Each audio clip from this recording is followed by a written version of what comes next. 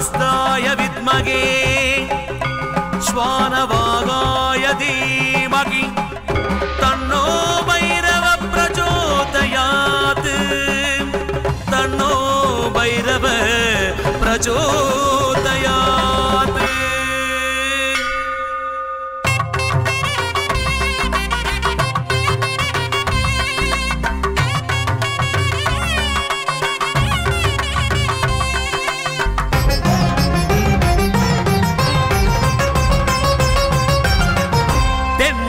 காசி என்னும் புண்ணிய திருத்தலத்தில் உன்னடி நாடி வந்தோம் என் பைரவா தென்னக காசி எனும் புண்ணிய திருத்தலத்தில் உன்னடி நாடி வந்தோம் என் பைரவா.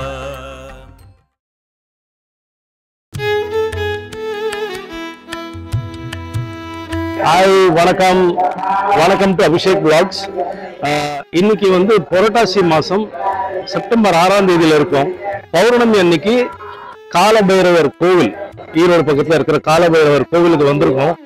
இது உலகத்திலேயே இருக்கிற மிக டாலான பைரவர். இது வந்து ஆக்சுவலி சர்டிஃபையும் பண்ணிட்டாங்க. இந்த பைரவர் ஸ்தலம் எப்படி வந்துச்சு, இந்த பைரவர் ஓட விசேஷங்கள் என்ன, விசேஷ பூஜைகள் என்ன, பரிகாரங்கள் என்ன, இதை பத்திலாம் நம்ம இந்த vlogல தெரிஞ்சுக்க போறோம். இதை வந்து விஜய் சுவாமிஜி அப்படிங்கிறவர் தான் இந்த கோவிலை கட்டியிருக்காரு. அவர்கிட்டயும் நம்ம பேச போறோம். இங்க ஒரு சில பக்தர்கள் இருக்காங்க. இன்னைக்கு பௌர்ணமிங்கிறதுனால நிறைய கூட்டம் இருக்கு. ஒரு சில பக்தர்கள் இருக்காங்க. அவங்கள்ட்ட அவங்களோட அனுபவங்களை கேட்க போறோம். வாங்க அவங்கள்ட்ட பேசலாம். மேடம் வணக்கம், நல்லா இருக்கீங்களா? உங்க பேரு? என் பேரு சக்திங்க சார். எங்கிருந்து வரீங்க? நான் திருப்பத்தூர்ல இருந்து வந்துகிட்டு இருக்கேன் சார். திருப்பத்தூர் திருப்பத்தூர் அந்த பக்கத்துல இருந்து வந்திருக்கீங்க? ஆமாங்க சார். ரெகுலரா வருவீங்களா? அப்படி ரெகுலரா வந்துட்டு இருக்கேன். ஏன் வந்துட்டு இருக்கீங்க? எனக்கு நிறைய கஷ்டங்கள் இருந்துச்சுங்க சார். நான் ஸ்கூல்ல டீச்சரா இருந்தேன், இப்ப அஸ்ட்ராலஜரா இருக்கேன். நிறைய கஷ்டங்கள், அதெல்லாம் இங்க வந்தப்புறம் தான் சார் படிப்படியா எனக்கு வார ஒரு முறை வந்துட்டு போனவே மனசு ரிலாக்ஸா இருக்கும். வாரத்துக்கு ஒரு முறை வரீங்களா? கம்பல்சரி வாரத்துக்கு ஒரு முறை ட்வைஸ் வந்துருவேன். வீக்லி ட்வைஸ் அல்ல ஒன்ஸ். அப்ப ஸ்கூல்ல எப்போ பாடம் நடத்துவீங்க? இல்ல, ஸ்கூல்ல ரிலீவ் பண்ணிட்டேன் சார். நானு பைரவருக்காக ஸ்கூல்ல ரிலீவ் பண்ணிட்டு அஸ்ட்ராலஜி மட்டும் பாத்துக்கிட்டு இருக்கேன். இப்போ ஏதாவது பைரவர் வந்து நீங்க அப்படியே புடிச்சிட்டீங்க, பைரவர் தான் அப்படி? கண்டிப்பா கெட்டியமா புடிச்சிட்டேன் சார். கண்டிப்பா கெட்டியா புடிச்சிட்டீங்க. இந்த கோவிலுக்கு வந்த அப்புறம் ஏதாவது மாற்றங்கள் இருக்கா? நிறைய மாற்றங்கள் சார். நிறைய கஷ்டத்துல இருந்தேன், பண கஷ்டத்துல இருந்தேன். அந்த பண கஷ்டம் கொஞ்சம் தீர்ந்தது. என் பையனை வந்து காலேஜ்ல படிக்க வைக்க முடியாத சூழ்நிலை இருந்தேன். இப்ப அவன் பையன் காலேஜுக்கு போயிட்டு படிச்சுக்கிட்டு இருக்கான். அதுக்கு வழிகாட்டுச்சு. இதே போல பாத்தீங்கன்னா நிறைய என்னது மனசுல நிறைய ஃபீலிங்ஸ், அதெல்லாம் இல்லாம ரிலாக்ஸா இருக்கேன். இப்ப ஆபீஸ் போட போறேன் நானு. அதுக்கெல்லாம் இந்த பைரவர் தான் சார் எனக்கு வழி கட்டினது. சரி, சுவாமிஜி எவ்வளவு நாளா தெரியும்? சுவாமிஜியே எனக்கு கிட்டத்தட்ட ஒரு 1.5 இயர்ஸா தெரியும் சார். நான் வந்து ஆசீர்வாதம் வாங்கும் போது, ஒவ்வொரு முறையும் நான் ஆசீர்வாதம் வாங்கும் போதெல்லாம் எனக்கு எல்லாமே பிளஸ்ஸா தான் சார் மாறிட்டு. நான் என்ன நினைச்சு வரணும் அது 4 மடங்கா தான் எனக்கு கிடைச்சிருக்குது. ஏதாவது ஸ்பெஷலா ஸ்லோகன் சொல்றீங்களா? நிறைய ஸ்லோகம் சொல்றேன் சார். பைரவருக்காக ஓம் ஸ்ரீ சொர்ண ஆகர்ஷ்ண பைரவாயே நமக. என்னால எப்பெல்லாம் சொல்ல முடியுமோ அந்த நாமத்தை நான் சொல்லிக்கிட்டே தான் சார் இருக்கிறேன். ரொம்ப சந்தோஷமா. உங்க ஆபீஸ் மேலும் மேலும் வளரணும். கண்டிப்பா. உங்களை சந்திச்சது ரொம்ப ரொம்ப சந்தோஷம். என்னோட ஆபீஸ் என் பைரவர் இருக்காரு, தாண்டி என்னோட குருஜி இருக்காரு. அவர் என் தலையில கை வச்சு ஆசீர்வாதம் பண்ணும் போது எல்லாமே எனக்கு இரட்டிப்பா தான் சார் ஆகுது. எல்லாம் நல்லதே நடக்கும். ரொம்ப சந்தோஷம். அம்மா சொல்றாங்க, அவங்க ஒரு மூல மந்திரம் இப்ப வந்து உங்களுக்கு கொடுத்திருக்காங்க விளாக் மூலமா. ஓம் ஸ்ரீ ஸ்வர்ணாகர்ஷ்ண பைரவாய நமஹ. பொதுவாக ஒரு ஸ்லோகம் வந்து குறைந்தபட்சம் 4 தடவை சொல்லும், 16 தடவை சொல்லும், 108 தடவை சொன்னா ரொம்ப விசேஷம். ஒரு சில பேர் ஜபமாலை வச்சுட்டு சுத்துவாங்க. 1008 முறை சொல்றேன் சார். மேடம் 1008 முறை சொல்றாங்களாம். அதனால இந்த மூல மந்திரத்துல மனசை வச்சுக்கோங்க. பைரவரை கும்பிடும் போது இந்த மந்திரத்தை சொல்லுங்க, நல்லதே நடக்கும். மேடம் வணக்கம், உங்க பேரு? என் பேர் கோமதி. எங்க இருந்து வரீங்க? காங்கேயத்துல இருந்து வரோங்க. காங்கேயத்துல இருந்து. எவ்வளவு வருஷமா இந்த கோவிலுக்கு வரீங்க? 2 வருஷமா வராங்க சார். யாரு சொன்னாங்க இந்த கோவிலை பத்தி? இதை பத்தி எங்களுக்கு பக்கம் லோக்கல்ங்கிறதுனால எங்களுக்கு தெரியும். சரி. ஃபர்ஸ்ட் ஒரு 2 டைம் வந்துட்டு போனதுக்கு அப்புறம் கொஞ்சம் இடையில வர முடியாம போயிடுச்சுங்க. அப்புறம் கண்டினியூஸா 2 வருஷமா வந்துட்டு தான் இருக்கிறது. பௌர்ணமி, அமாவாசை, அஷ்டமி பூஜை, அப்புறம் இடையிலயும் வருவாங்க. எல்லா நாளும் மாசத்துல 5 டைம் வந்துருவாங்க. மாசத்துக்கு 4 டைம் வரீங்க? 5 டைம் வந்துருவாங்க. வீட்டுல யாரெல்லாம் இருக்காங்க? ஹஸ்பண்ட், பையன். அவங்களும் பைரவரை கும்பிடுற பழக்கம் உண்டா? சுவாமிஜி எவ்வளவு நாளா தெரியும்? சுவாமிஜியும் 2 இயர்ஸா தெரியும். இயல்பா பேசுவாரா? நல்லா பேசுவாங்க. நல்லா பேசுவாங்க. நம்ம கேக்குற எல்லாத்துக்குமே பதில் சொல்லுவாங்க. சரி. எப்படி இந்த மாதிரி ஒரு கோவில், இந்த மாதிரி ஒரு சுவாமி பைரவர் மேல உங்களுக்கு ஈடுபாடு வந்துச்சு? அதாவது வந்து நம்ம எல்லா கோயிலுக்கும் போறோம், அந்த கோயில் நமக்கு எது பிடிக்குதோ அந்த இடத்துக்கு தான் நம்ம அந்த மாதிரி இங்க வர்றச்ச நம்மளோட மனசு வந்து அவ்வளவு ஒரு திருப்தியா இருக்குது. அதனால இங்க வந்துட்டு போனதுக்கு அப்புறம் ரொம்ப நம்ம நினைக்கிறது எல்லாமே பாசிட்டிவா நடக்குது. அதனால பாத்தீங்கன்னா நமக்கு திரும்பி அது வரணும்னு தோணுது. இந்த கோவில்ல வந்து நீங்க அந்த ஸ்வர்ணலிங்கத்தை தொட்டு கும்பிடலாம் இல்லையா? கண்டிப்பா நம்மளே வந்து இன்னைக்கு வந்து காயின்ல வச்சு ஸ்வர்ணாபிஷேகங்க, திருப்பி பாத்தீங்கன்னா அஷ்டமிக்கு பால் அபிஷேகம், ஞாயிற்றுக்கிழமை தேன் அபிஷேகம், எல்லாமே நம்மளே வந்து நம்ம கையில லிங்கத்துக்கு நம்ம பண்றது ஒரு பெரிய சிறப்புங்க. இங்க நம்ம கையிலேயே நம்ம பண்றது இங்க பெரிய சிறப்பு. ஆனாலும் பண்ணலாம், இருந்தாலும் எல்லாமே உள்ள வந்து நம்ம கையாலே நம்ம அபிஷேகம் பண்ணலாங்க. இந்த பைரவர் வழிபாடு பண்ணும்போது பொதுவா நிறைய தடைகள் அதிகமாகும், அதுக்கப்புறம் தான் அது உடையும் அப்படிம்பாங்க. அந்த மாதிரி அனுபவங்கள் ஏதாவது இருக்கா? ஒரு அனுபவம் எங்களுக்கு இல்லைங்க. ஆரம்பத்துல இருந்தே நாங்க வரோம். அஷ்டமிக்கு பாத்தீங்கன்னா 3 வாரமே நம்ம தேங்காயில விளக்கேற்றி நம்ம போட்டோம்னா நம்மளோட கோரிக்கை நிறைவேறுங்கிறது முதல்ல இருந்தே அது ஒரு இதுங்க. அந்த மாதிரி பண்ணதுல 3வது வாரமே பாத்தீங்கன்னா நம்ம நினைக்கிறது நடக்குதுங்க. தேங்காயில விளக்கேத்துறதுங்க. அஷ்டமி பூஜைக்கு அதுதான் இங்க சிறப்புங்க. தேங்காயில விளக்கேத்துறது, இங்க சிறப்பு. அந்த மாதிரி 3 நம்ம அஷ்டமிக்கு தேய்பிர அஷ்டமிக்கு நம்ம பண்ணுங்கன்னா நம்ம நினைக்கிறது நடக்கும் அப்படின்றது ஒரு ஐதீகங்க. அதுல 3வது நம்ம பண்ணும்போது 3வது கிழமையே நம்ம நடக்கிறது அப்படிங்கறது ஒரு சிறப்பு. நம்ம நினைக்கிறது எல்லாமே நடக்குது. அது உங்களுக்கு நடந்திருக்கு. ரொம்ப சந்தோஷமா. மேலும் மேலும் நீங்க என்னெல்லாம் ஆசைப்படுறீங்க? எங்களுக்கு இங்க வந்து மாசத்துல 2-3 டைம் வந்து பைரவரை பார்த்துட்டு போனாதான் ஒரு நிம்மதி. ரொம்ப சந்தோஷம். நீங்க இன்னைக்கு ஃபர்ஸ்ட் டைம் வரீங்களா? இல்ல, எனக்கு சுவாமிஜியை வந்து ஒரு 25 வருஷமா தெரியும். நான் இடையில ஒரு 2 தடவை வந்தேன். இன்னைக்கு திடீர்னு வந்து நான் வரேன் அப்படின்னு பௌர்ணமிக்கு வாங்க அப்படின்றாங்க. எனக்கு பௌர்ணமிக்கு தெரியாது. சோ அது எதேச்சியா நடந்த நிகழ்வு. சுவாமி கிட்ட நிறைய பேச வேண்டி இருக்கு, கோவிலை பத்தி இன்னும் பதிவு பண்ணோம் அப்படிங்கறதுக்காக ஒரு முயற்சி. சரியா? ரொம்ப நன்றிமா, ரொம்ப நன்றி. சோ கோமதி மேடம் என்ன சொல்றாங்கன்னு பாத்தீங்கன்னா, தேங்கால விளக்கு ஏத்துறது இங்க வந்து ஒரு விஷயமா இருக்கு. அது ஒரு பద్ధதியா செய்யறாங்க. அவங்க சொல்றது வந்து 3 வாரத்திலேயே அவங்க நினைச்சதெல்லாம் சரியாயிடுது, எல்லாமே நல்லது நடக்குதுன்றாங்க. சோ ஒவ்வொரு கோவிலுக்கு ஒரு சக்தி இருக்கு. இங்க வந்து தேங்காயில விளக்கு ஏத்துறது பரிகாரம்னு சொல்ல மாட்டேன், அதை வந்து ஒரு வழிபாடா வச்சிருக்காங்க. சோ பைரவர் கோவில், கால பைரவர் கோவில், ஈரோடு பக்கத்துல இருக்கிற கோவில் இருந்து பேசுறேன். இன்னும் நிறைய பேர்கிட்ட பேச வேண்டியது இருக்கு. சுவாமிகிட்டையும் பேச போறேன். அடுத்தடுத்து கோவில் வழிபாடுகள் என்ன, இங்க என்னென்ன பூஜைகள் நடக்குது, இங்க என்ன அன்னதானம் நடக்குதா, இங்க வேற என்ன விஷயங்கள் இருக்குங்கிறது நம்ம கோவிலுக்குள்ள போய் தெரிஞ்சுப்போம். வாங்க போலாம். கால பைரவர் கோவில்ல நம்ம இருக்கோம். ஈரோடு பக்கத்துல இருக்கிற கால பைரவர் கோவில்ல நம்ம வந்திருக்கோம். இது வந்து ஸ்வர்ண ஆகர்ஷண பைரவாய நமஹ அப்படின்னு மூலமந்திரம் சொல்றாங்க. இந்த பீட்டம் யாருது, எப்படி இந்த பீட்டம் அமைஞ்சது அப்படிங்கிறதுக்கு முன்னாடி ஒரு குட்டி கதை நான் சொல்லணும்னு ஆசைப்படுறேன். அந்த கதை என்னன்னு கேட்டீங்கன்னாக்க, எனக்கு ஒரு நண்பர் மூலமா ஒருத்தர் நான் அறிமுகமாறேன். அவர் வந்து என்கிட்ட பேசும்போது சொல்றாரு, ஒரு சுவாமிஜி இங்க வந்திருக்காரு, நீங்க பார்க்கணும், நீங்க தான் சுவாமிஜி எல்லாம் பார்ப்பீங்களே, நீங்க வந்து பாருங்க அப்படின்றாரு. நான் வந்து ஒரு நண்பரா ஒருத்தரை சந்திக்கிறேன். அந்த நண்பர் வந்து அப்போ அவர் வந்து இருந்தது பேர் வந்து விஜய் அப்படிங்கிற ஒரு நண்பர். எனக்கு வந்து ரொம்ப பிடித்தமான ஒரு மனிதர், ஒரு நண்பர். அந்த மாதிரி எங்களோட தொடர்பு ஆரம்பிக்குது ஒரு கிட்டத்தட்ட ஒரு 23 இயர்ஸ் முன்னாடி. அதுக்கு பிறகு நான் அவரை பார்க்கறது வந்து ஒரு 23 இயர்ஸ்க்கு அப்புறம் தான் பார்க்குறேன் அவரை. அதுக்குள்ள நடந்த சம்பவங்கள், அவரோட வளர்ச்சியெல்லாம் பார்த்து நான் ரொம்ப சந்தோஷப்பட்டேன். ஏன்னா இன்னைக்கு இருக்கிற நேரத்துல, இன்னைக்கு இருக்கிற சூழ்நிலையில வந்து சனாதனத்தை பத்தி பேசணும், இல்லை கடவுளை பத்தி பேசணும் அப்படின்னு நிறைய பேர் யோசிக்கிறாங்க. ஆனா இவர் வந்து அதுக்கும் மீறி, அதுக்கும் மாறுபட்டு ஒரு விஷயத்த செஞ்சிருக்காரு. ஒரு அற்புதமான ஒரு கோவிலை கட்டியிருக்காரு. ஒரு கோவில் ஸ்தாபனம் பண்ணங்கிறது எவ்வளவு கஷ்டங்கிறது எல்லாருக்கும் தெரியும். ஆனா இப்போ இவர் வந்து ஸ்ரீ ஸ்ரீ ஆதி சித்தன் விஜய் சுவாமிஜி அப்படிங்கிற பேருக்கு வந்து என்னோட நண்பர் விஜய் ஆறியிருக்காருங்கிறத நினைக்கும் போது, நான் கடவுள் தத்துவம்னு ஒண்ணு பேசுவோம்ல, அதுதான் இது. எல்லாருக்குள்ளேயும் கடவுள் இருக்காங்க. அந்த ரியலைசேஷன் எப்போ நடக்குமோ அப்போதான் நடக்கும். என்னோட நண்பர், எனக்கு ரொம்ப பிடித்த ஒரு சுவாமி, அவரோட நான் உட்கார்ந்துட்டு இருக்கேன்.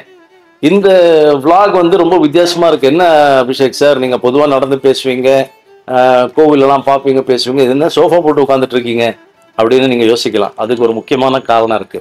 ஏன்னா நம்ம பேச போற விஷயம் வந்து ரொம்ப வித்தியாசமான ஒரு விஷயம், எனக்கு எதுவுமே தெரியாத விஷயம். நானும் உங்களை மாதிரி எதுவுமே தெரியாம சாமி கிட்ட நிறைய கேள்விகள் கேட்கணும்னு ஆசைப்படுற விஷயம். சாமி, ரொம்ப சந்தோஷம் உங்களை சந்திச்சதுல.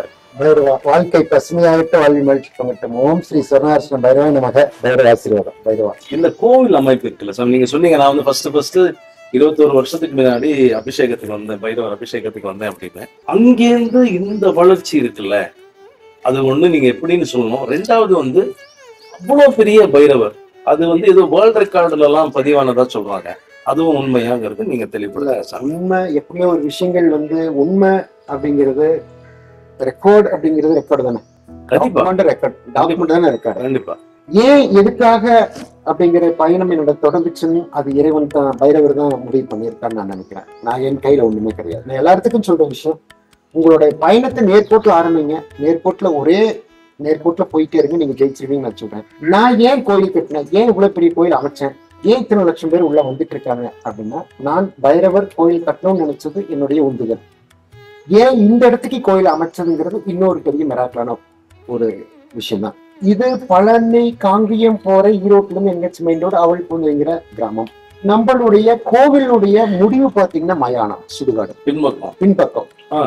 இந்த கோவில் ஒட்டியே ஒரு ஓடைன்னு போயிட்டே இருக்கு. ஒரு காசியிலிருந்து ஒரு பிரதானமா ஒரு வயதான ஒரு சித்தர்னு சொல்லக்கூடிய மனிதர்கள் வந்துட்டு இந்த கோயிலை சுத்தி பாக்குறாங்க. கும்பாபிஷேகத்துக்கு முன்னாடி இந்த கோயிலை சுத்தி பாக்குறாங்க.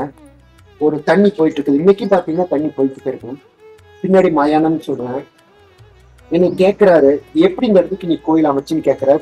நான் சொல்றது 90 ஏஜ் இருக்கு. எனக்கு ஒரு தாத்தா, நான் இதெல்லாம் 10 வருடங்களுக்கு முன்னாடி ஒரு சூழ்நிலை என்ன நடக்குது அப்படின்னா, இந்த கோவில இருந்து பார்த்தா நீங்க அந்த கண் பார்வையில பாத்தீங்கன்னாவே ஒரு மாகாளியம்மன் இந்த கிராமத்துடைய கோவில் இருக்கும். 2005ல எனக்கு அங்க டிராவல் பண்ணி வரும்போது எனக்கு ஒரு சின்ன இன்சிடென்ட் நடந்து இந்த இடத்துக்கு வந்து நின்று இந்த இடத்துல இருந்து உள்ள வரும்போது இது எல்லாமே ஒரு பெரிய முள்ளுக்காடா இருக்கு சார். எல்லாமே இடமே ஃபுல்லா முள்ளா இருக்கு. உள்ள வந்து எனக்கு டயர் வந்து கார் வந்து பஸ்ட் ஆயிடுச்சு. அந்த இன்சிடென்ட் தான் அது எனக்கு உண்டுதல். அதுதான் ஃபர்ஸ்ட் விஷயம். அப்போ வந்து இங்க வந்து நடக்கிறது என்ன அப்படின்னா, இங்க வந்து உள்ள நான் பாட்டுக்கு டயர் டிரைவர் கழட்டி மாட்டுறாங்க. உள்ள வந்து நான் பாட்டுக்கு உட்காந்துட்டு அந்த அன்னைக்கு நைட் எனக்கு நடந்த நிகழ்வு தான். எனக்கு இந்த இடத்துக்கு தான் கோவில் வேணும், பைரவர் எனக்கு கொடுத்துரும். எனக்கு ஒண்ணுமே புரியல, ஒண்ணுமே தெரியல. நான் ஒரு 5 ஏக்கர் ஒரு இடத்துல ஃபைனல் பண்ணி வச்சிருக்கேன். இந்த கோயில் இருந்து 1 கிலோமீட்டர்ல ஃபைனல் பண்ணி வச்சிருக்கேன். அங்க கட்டலான்னு சொல்லிட்டு எனக்கு இங்கதான் கோயில் வேணும்னு சொல்லிட்டு ஒரு உந்துதல். அதுக்கப்புறம் இந்த இடம் யார் என்னன்னு பார்த்தா அது கொடுக்கறன்னு சொல்றாங்க, ஃபுல்லா வாங்கிக்கன்னு சொல்றாங்க. அது பெரிய இடமா இருக்கு, பட்ஜெட் எல்லாமே நம்மளால முடியாது. கொஞ்சம் மட்டும் ஃபர்ஸ்ட் உள்ள வந்து வாங்கிட்டு அப்புறம் அப்படியே கொஞ்சம் பெருசுப்படுத்துறோம். ஏன் இந்த கோயில் அமைச்சேன் அப்படின்னா, எனக்கு மயானத்தை ஒட்டிட்டே எனக்கு வரணும்னு பைரவர் முடிவு பண்ணிட்டான். நம்பர் 1. ஏன் இந்த இடத்துக்கு இன்னொன்னு ஓடை, இது வந்து ஒரு ஓடை வந்து அனுமன் நதின்னு சொல்றாங்க. இந்த நதி பேரு அனுமன் நதி. இது வந்து கிட்டத்தட்ட ஒரு 20 கிலோமீட்டர் இந்த நதி வந்து ஓடைன்னு சொல்றது, கிராமத்துல ஓடைன்னு சொல்றாங்க. அந்த ஓடை வந்துட்டே இருக்கு. அப்ப இந்த ஓடையும் இருக்கணும், மயானம் இருக்கணும். இது எங்க இருக்கு? காசியில ரிவர், ஆறுன்னு சொல்றோம். மயானத்தை சுடுகாடுன்னு சொல்றோம். அதே போல இங்க அமைஞ்சதுனாலதான் அந்த பெரியவங்க வந்தவங்க, அந்த சித்தர் வந்தவங்க இது தென்னகத்துக்கு ஒரு காசின்னு அறிவிச்சார். எதுக்கு? இந்த கோவில இதுதான் இந்த பேரத்தை இருக்கணும், தென்னகத்துக்கு ஒரு காசி, தென்னக காசி. அவங்க அறிவிச்சதான் இந்த பேரை நிலைச்சு இன்னைக்கு தென்னக காசி பைரவ கோவில் எல்லா பக்கம் பிரதிபலிச்சுக்கிட்டு பைரவர் காட்சி கொடுத்துட்டு இருக்காரு.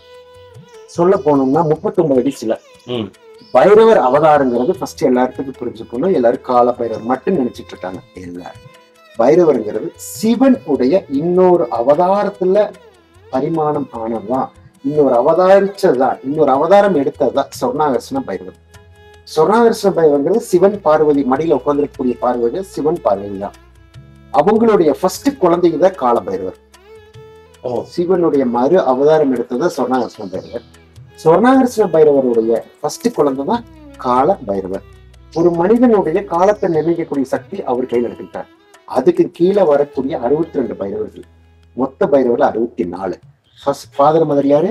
சிவன் பார்வதி, அதாவது சொர்ணாகர்ஷ்ண பைரவர். அதனுடைய ஃபர்ஸ்ட் குழந்தை யாரு? கால பைரவர். மொத்தம் 64ல 2 போச்சுன்னா மீதி 62. கால பைரவர், அஷ்ட பைரவர், குரோத பைரவர், உம்மத்த பைரவர், பீஷ்ம பைரவர், சண்ட பைரவர், சந்தார பைரவர், இது மாதிரி 64. இது 8 திசைகளுக்கும் 8 பேர். அதுக்கு 8 ஃபர்ஸ்ட் இருக்கக்கூடிய கால பைரவர் வந்து 8 குழந்தைகளும், அதான் கால பைரவர், அஷ்ட பைரவர், குரோத பைரவர், உம்மத்த பைரவர், பீஷ்ம பைரவர், சண்ட பைரவர், சந்தார பைரவர் அப்படிங்கிற 8 பேர் 8 குழந்தைகளை அவங்க அரவணைச்சுக்கிட்டாங்க. அதுதான் அஷ்ட பைரவர்னு வந்துச்சு. அஷ்ட பைரவர் வந்துச்சு. ஒவ்வொரு பைரவரும் அவதாரத்தை எடுத்துக்கிட்டாங்க. கால பைரவருங்கிறது ஒரு காலத்தை நிகழ்த்தக்கூடியது, இந்த உயிரை காப்பாற்றக்கூடியது, ஒரு பொருளை காப்பாற்றக்கூடியது, அவர் பாதுகாப்பு அரைவனா அவர் கையில் எடுத்துக்கிட்டார், அந்த கால பைரவர். இது மாதிரி ஒவ்வொரு பைரவர் அவதாரம் இருக்கு. நம்ம கோவில்ல கர்ப்பகிரக மூலவர் பாத்தீங்கன்னா சோனாசம் பைரவர். என்ட்ரன்ஸ்ல பாத்தீங்கன்னா ராஜ கோபுரத்துக்கு பதிலா இந்த கேள்விதான் நீங்க கேட்டீங்க. பிறந்த மேனியில 39 அடியில காலபைரவர் அப்படியே பிறந்த மேனியில் நிற்பார். ஆமா, ராஜகோபுரம் தான் இருக்கும். ஆனா ராஜகோபுரத்துக்கு பதிலா பிறந்த மேனியில பிரம்மாண்டமா ரொம்ப அற்புதமான சாந்தமா காட்சி கொடுத்து வரவங்களுக்கு ஒரு சக்தியை கொடுத்து காட்சி கொடுத்துட்டு இருக்காரு. இந்த கோயிலை சுத்தி மேல மண்டபத்துக்கு மேல பிரகாரம் பாத்தீங்கன்னா மீதி 62 பைரவர் வந்துடுறாங்க. நீங்க உள்ள கால் வச்ச கணபதிக்கு அப்புறம் பாத்தீங்கன்னா 64 பைரவர் தான் இங்க பிரதானமே. நம்ம கோவிலே பாத்தீங்கன்னா பிரதானமே பல தெய்வங்கள் வச்சு வழிபாடு இல்லை, ஒன்லி பைரவர் மட்டும்தான். அந்த பைரவர் தான் 39 அடி. அது ஒரு பெரிய மராட்டினோட சொல்லலாம். அந்த சிலை அமைச்சது சிமெண்ட் மாதிரிதான் தோற்றம் இருக்கு. பட் சிமெண்ட் பஞ்ச லோகத்துல கம்பியில அப்படியே முடிச்சு மேல ஒயிட் சிமெண்ட் பண்ணி மேல பிளாக் பெயிண்ட், அதனால தத்ரூபமா காட்சி கொடுத்துருப்பாரு. கால் வச்சு பாருங்க, எல்லா மக்களுக்கும் நான் சொல்றது, கால் வைங்க, வச்சு பைரவரை தரிசனம் பண்ணி பாருங்க, மாற்றத்தை நீங்களே உணர்வீங்கிறதா என்னுடைய வாதம். சுவாமி, நான் இந்த கோவிலுக்கு வந்துட்டு போகும்போதெல்லாம் நேற்றுக்கு ஒரு நிகழ்வு நடந்தது. நம்ம வந்து பௌர்ணமி பூஜைலாம் நான் கலந்துக்கிட்டேன். எனக்கு எதிர்பாராத நேற்று ஒரு சம்பவம் நடந்துச்சு. எனக்கு ஒரு புது வாய்ப்பு கிடைச்சது. ஒரு 3 மாசம் முன்னாடி அப்பதான் மறுபடியும் உங்களை நான் சந்திக்கிறேன். அப்பதான் நம்ம வந்து நீங்க எனக்கு ஒரு மாலையை கொடுத்து இதை நீங்க போட்டுக்கங்க அப்படின்னு சொல்லி கொடுக்குறீங்க. அன்னைக்கு ஒரு வாய்ப்பு நடந்தது. இப்ப என்ன சொல்ல வரேனாக்க, அதே மாதிரி இந்த பைரவரை கும்பிடும்போது செல்வங்கள் அதிகமா வரும் அப்படின்னு ஒரு விஷயம் வெளில பேசிக்கிறாங்க. நேற்று நான் சில பக்தர்கள்ட்ட எல்லாம் பேசினேன். அவங்க பேசினது எல்லாமே வந்து மன அமைதி இருக்கு, அதெல்லாம் மீறி செல்வங்கள் வந்து அப்படி குமியுது அப்படின்றாங்க. இதுக்கான விஷயம் என்ன? எந்த தெய்வத்துக்கு இந்த தெய்வம் இந்த பலன் தான் கொடுக்குங்கிறது கிடையாது. உங்களுடைய சங்கல்பம் என்ன? உங்களுக்கு காசு வேணும்னு ஒரு 6 மாசம் ஒரு வருடங்கள் பிரார்த்தனை தரும்போது காசு வேணும்னு சொல்லி பிரார்த்தனை வைப்பீங்க, அது உங்களுக்கு தேவை. எனக்கு கொஞ்சம் ஆரோக்கியம் சரியில்லை அப்படின்னு வந்து பிரார்த்தனை வைப்பீங்க. எப்போ 1 வருடங்கள் கழிச்சு காசை புற்றுவீங்க, ஆரோக்கியம் அடுத்தது கோரிக்கை வைப்பீங்க. இந்த பைரவர் பொறுத்த வரைக்கும் நான் எல்லாத்துக்கும் சொல்றது, அஷ்டமி தேய்பிர அஷ்டமி அன்னைக்கு உள்ள 40,000 பேர் கிராஸ் ஆகுறாங்க. 40,000 பேரா? 40,000 பேர் சொல்றீங்க சார். காலையில 8 மணில இருந்து நைட்டு 11 மணி வரைக்கும் 40,000 பேர் கிராஸ் ஆயிக்குவாங்க வந்து தரிசனம் பண்ணிட்டு போறது. எவ்வளவு கால பூஜை நடக்குது அப்போ? 2 கால பூஜை நடக்குது. காலையில ஒரு காலையில 9 மணிக்கு ஆரம்பிச்சு பாலாபிஷேகம். சரி, எந்த கோயிலுமே கர்ப்பரத்துக்குள்ள நீங்க போக முடியுமா? அது அடுத்த கேள்விக்கு நான் வரேன். ஆமா, உங்களுடைய கையிலேயே கொண்டு வந்து சொர்ண லிங்கத்துக்கு பாலாபிஷேகம் பண்ணி போறதா நம்ம கோயிலுடைய மகிமையை. இத்தனை பேர் வர்றபோது ஒருத்தரே எல்லா கோரிக்கையும் வைப்பாங்களா? ஒவ்வொருத்தருக்கும் ஒவ்வொரு கோரிக்கை. என்னுடைய கருத்து எல்லாத்துக்கும் சொல்றது, உன் மனதுல என்ன சங்கல்ப வச்சு நீ பிரார்த்தனை பண்றையோ அந்த பிரார்த்தனை நிறைவேறும். அதான் பைரவர். உடல் ஆரோக்கியத்துக்கு பண்ணாலும் சரி, கல்யாணம் தடைப்பட்டு இருந்தாலும் சரி, மன அமைதிக்காக ஏற்பட்டாலும் சரி, தொழில் அபிவிருத்திக்காக என்ன சங்கல்பம் மனதில் பிரார்த்தனை பண்ணி நீங்க பண்றீங்களோ அந்த சங்கல்பம் நிறைவேறுங்கிறது தான் பைரவருடைய சக்தின்னு சொல்றேன். சாமி, பைரவர் பத்தி பேசுறீங்க நீங்க. அந்த சிவலிங்கம் நான் பார்த்தேன். அந்த சிவலிங்கம் வந்து பாத்தீங்கன்னா ஒரு மாதிரி ஒரு பியூட்டிஃபுல்லான ஒயிட் பிங்கிஷ் ஒரு சிவலிங்கமா அமைஞ்சிருக்கு. இது வந்து இதுக்கான கதைன்னு சொல்ல மாட்டேன், உண்மை சம்பவம் என்னன்னு சொல்லி. இது நான் எல்லாத்துக்கிட்டையும் இது பேசுனது இல்லை, ரொம்ப நெருங்கிய வட்டத்துல இருக்கிற போது எல்லாத்துக்கும் சொல்லியிருக்கேன். இது வந்து எடுத்து கல்லை செதுக்கி இங்கேயே நம்ம மண்ணிலேயே கல்லை செதுக்கி இது வச்ச சிவலிங்கம் அல்ல. சரி, நான் ரொம்ப அதிகமா வந்து ஹிமாலயா என்னுடைய யாத்திரைகள் வந்து ஒரு 15 வருடங்களுக்கு முன்னாடி ஒரு எண்ணிக்கை இல்லாம யாத்திரை ஹிமாலயா போயிருப்பேன். அதுதான் எல்லாத்துக்கும் ஒரு பெரிய பிரமிப்பு. அங்க போற போது ஒரு சாது வந்து என்னை வந்து இது எடுத்து என் கையில கொடுத்து, பல நாள் போயிட்டு இருக்க சந்திச்சது இல்லை, அவரே ஒரு நாள் வந்து சந்திச்சு, அவர் வந்து 96 வயது உள்ள ஒரு சாது எடுத்து என் கையில கொடுத்து, இதை வந்து நீ கட்டிட்டு இருக்கக்கூடிய, அப்ப நான் கோவில வேலையை ஆரம்பிச்சிட்டேன். ரொம்ப போராடணுங்களா உங்களுக்கு எல்லாம் தெரியும். இந்த கோவில் கட்டுறதுக்கு 11 வருடங்கள் ஆச்சு. 11 வருடங்கள் போராடணும். அந்த காலகட்டத்துல ஒரு சாது எடுத்து கையில கொடுத்து, நீ கோவில் கட்ட கும்பாபிஷேகம் அன்னைக்கு நான் அங்க கொடுக்கக்கூடிய இந்த சிவலிங்கத்தை உள்ள வச்சிரு, மக்களுக்கு அது பெரிய சக்தியும் பைரவரும் 2 சேர்ந்து இதை வச்சிரு, பைரவ ரூபத்துல சிவன் ரூபத்துல நான் உள்ள காட்சி கொடுக்கணும்னு நினைச்சேன்னு சொல்லி கையில எடுத்து கொடுத்தார். அந்த சிவலிங்கத்தை வைத்து கும்பாபிஷேகம் பண்ண அன்னைக்கு 5 லட்சம் பேர் அந்த இடத்துல கல் வச்சாங்க. எத்தனை லட்சம் பேர்? 5 லட்சம் பேர். இந்த ரோடே பாத்தீங்கன்னா கிட்டத்தட்ட 1 டே பிளாக் பண்ணி ரோட்டை மாத்துற அளவுக்கு ஒரு கூட்டத்தை கூட்டினான். பைரவர் பார்க்க மக்கள் வந்தாங்க. கூட்டத்தை நான் கூட்டணும்னு சொல்ல முடியாது, என் கையில ஒண்ணும் இல்லை. மக்கள் வந்தாங்க. அந்த சிவலிங்கத்துக்கு மிகப்பெரிய ஒரு சக்தி உண்டு. நீங்க பாத்தீங்கன்னா அந்த அபிஷேகம் பண்ற போது அந்த கண் காட்சிய மெய் மறந்து பாத்தீங்கன்னா உங்களை மெய் மறந்து உடம்பு செலுத்துற உங்களுக்கு அழகா இருக்கு. ரொம்ப ரொம்ப அழகுங்கிறது என்ன சமயம் ஒரு ஆகர்ஷமா இருக்கு, அழகா இருக்கு. என்ன வேணா வார்த்தை சொல்லலாம். அதாவது ஒரு மனதில் எடுக்கக்கூடியதா ஒரு பூ பார்த்தா கூட அழகா இருக்குன்னு ரசிப்போம். ஒரு பொருள் பார்த்தா கூட ரசிப்போம். ஒரு சில பேர்த்துக்கு பாத்தீங்கன்னா ரொம்ப ரசிப்பாங்க. ரசனை உள்ளவங்களுக்கு ஈர்ப்பு அதிகமா எடுத்துரும். ஈர்ப்பு அதிகமா இருக்கு. எப்பவுமே ஒரு மனிதன் ரசிங்க. ஒரு ஆகாரத்தை ஃபுட்டு கூட சாதத்தை கூட ரசி சாப்பிட்டு அதே ருசியா இருக்கும். கரெக்ட். இந்த சிவலிங்கம் அதான் நீங்க அஷ்டமி அன்னைக்கு கால் வைக்கிற போது சிவலிங்கத்திற்கு உங்க கையாலே பால் வைக்கலாம். அது இந்த கோயில பெரிய மகிமை. அதே மாதிரி ஒவ்வொரு அஷ்டமிக்கும், ஒவ்வொரு பௌர்ணமிக்கும், ஒவ்வொரு அமாவாசைக்கும் இந்த உங்க கால கர்ப்பரத்துக்குள்ள அபிஷேகம் யாரெல்லாம் பண்றாங்களோ அவங்களாம் கால் வைக்கலாம். ஒவ்வொருத்தருடைய வாழ்க்கைக்கும் எல்லாருக்கும் அந்த கர்ப்பகிரங்கிறது ஒரு பெண் கர்ப்பமா இருந்தா நம்ம அவளை எவ்வளவு பொக்கிஷமா பாக்குறோம். அதுதான் கர்ப்பகிரகம். அந்த கர்ப்பத்துல நீங்க கால் வைக்கிற போது முழு சக்தியை உங்க உடலுக்குள்ள மெய்சிலுக்கு போய் உணர்ந்தா தாங்க சொல்ல முடியும். அந்த உணர்வு நான் டெய்லி அனுபவிச்சுட்டு இருக்கேன். மெய் சிலிர்த்து உணர்ந்து மெய் சிலிர்த்து அனுபவிச்சு நீங்க வெளியில வர முடியும். அதான் இந்த நம்ம தென்காசி பைரவ திருக்கோயிலுடைய கர்ப்பகிரகத்துடைய மகிமை. சாமி, ஒரு நேற்று பௌர்ணமியில இந்த காசுகள் வச்சு அந்த அபிஷேகம், சொர்ண அபிஷேகம் பண்ணுங்க. அதுக்கான தத்துவம் என்ன? சாமி, எல்லாத்துக்கும் தேவை ஃபர்ஸ்ட் பிரதானம் என்ன? காசு.